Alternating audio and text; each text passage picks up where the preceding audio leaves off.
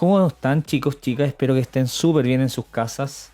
Luego ya de esta retroalimentación que realizamos la semana pasada, los invito entonces a seguir hablando acerca de las maravillas que tiene esta tabla periódica y en esencia hablar justamente de algunos de los componentes que la componen. Hoy día vamos a hacer una clase precisa donde vamos a hablar acerca de los metales. Sin embargo, los metales no son los únicos elementos que están presentes en la tabla periódica. Como ustedes ven acá, nosotros podemos clasificar a los elementos químicos en tres grandes grupos, donde claramente cada uno de ellos comparte ciertas características y como vemos acá justamente en esta tabla tenemos a los metales por un lado, ¿verdad? Que se muestran en verde, que son los más abundantes, tenemos también los no metales en amarillo y tenemos a los metaloides, ¿ya? En este caso los metaloides tienen justamente esta comillas, particularidad de que no son ni lo uno ni lo otro, pero vamos a conversarlo justamente en 2 semanas más al respecto. Hoy día vamos a hablar acerca de los más abundantes, vamos a hablar acerca de los metales. Los metales, chicos, chicas, son elementos químicos que tienden a ser sólidos. Nosotros conocemos muchos metales, son de uso doméstico, ¿verdad? También se utilizan en las industrias, en la vida diaria, están presentes también, ¿verdad? Y se emplean para generar múltiples objetos que nosotros manejamos. Están justamente la aleación de metales. Tenemos también en esta aleación un proceso donde podemos mezclar justamente dos o más metales que están en estado natural. En este caso nosotros tenemos que hacer énfasis en algunas de las propiedades de estos metales.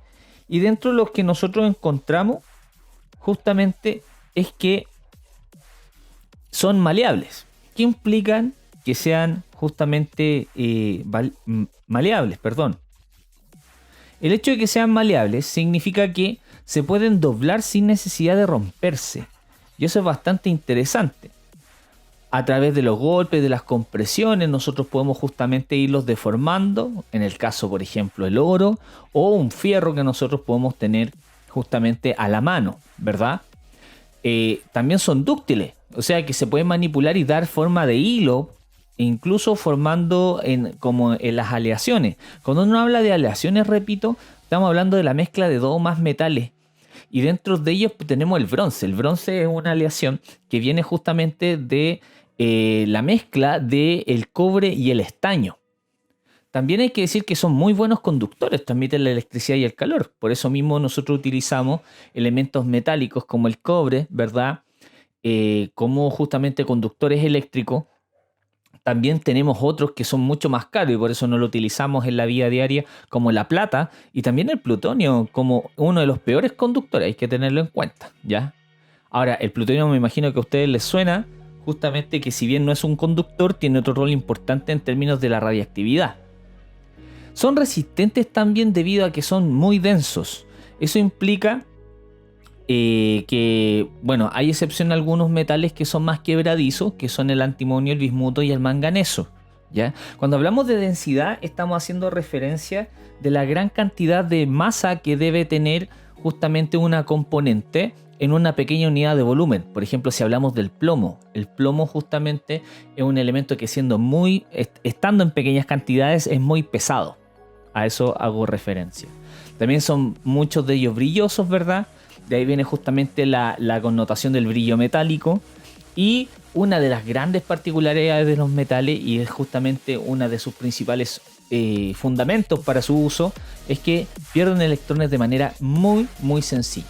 Y eso es clave justamente en los principios de electricidad. Los metales nosotros los podemos clasificar incluso en subcategorías, dentro de las cuales nosotros nos encontramos con este grupo marcado en rojo, que son los metales alcalinos. Y esos metales alcalinos que nosotros vemos acá, que están situados más hacia la izquierda de la tabla periódica, salvo el hidrógeno, ya dijimos que es un no metal, ¿verdad? Estarían formados por el litio, el sodio, el potasio, el rubidio, el cesio y el francio. Son metales relativamente, blandos y son muy activos. De hecho, no se encuentran libres en la naturaleza. O sea, ellos están unidos a otros elementos atómicos y generalmente son los elementos atómicos que están al ladito de los gases nobles. a donde está el flúor, el cloro, el bromo, el yodo, el astato, ahí nosotros encontraríamos formas en las cuales ellos suelen interactuar con este grupo, que nosotros le llamamos los halógenos. Más adelante vamos a hablar acerca de ello. Y es porque tienen la tendencia a perder un electrón. Y justamente los del otro grupo les gusta andar captando electrones. Entonces entre ellos justamente se establecen ciertas relaciones, enlaces que nosotros llamamos enlaces iónicos, ¿ya? Sin embargo, eso nosotros vamos a profundizar más adelante. Ahora solamente vale decir que ellos tienen esta tendencia a perder electrones y a reaccionar justamente con elementos no metálicos, como los halógenos.